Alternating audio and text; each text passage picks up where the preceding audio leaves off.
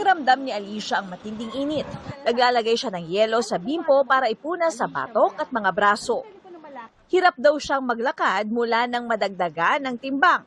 87 kilos na kasi siya. Mas nag-iingat pa dahil diabetic at may alta presyon pa. Nung 55 kilos ako, mabilis akong kumilos, hindi ako inihingal, tapos kaya kong maglakad ng ilang oras.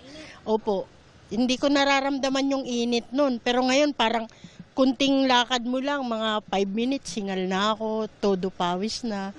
Si Eileen Dumilaw na todo pawis at hingal kapag mainit. 80 kilos na ngayon. Sinusubukan daw niyang mabalik ang 46 kilos na timbang niya noong 2016. Medyo nahirapan akong kumilos yung pag masyadong mainit ang panahon, mabilisan na kilos, inom agad ng tubig para hindi hihingalin.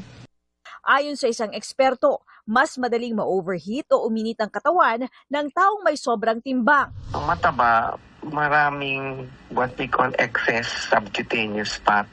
Yung taba na yon, yung excess subcutaneous fat, it serves as an insulator. Siyempre, pag mas mataba ka, mas malaki ang iyong body mass index, yung tinatawag natin BMI.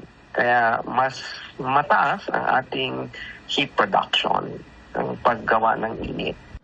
Payo nila para hindi makaramdam ng sobrang init ang mga nasa heavier side o obese. Ugaliing uminom ng tubig lagi para laging hydrated. Hinay-hinay rin sa pagkain. Pinag-iingat din ng mga nakakatanda at iyong naka-maintenance na gamot.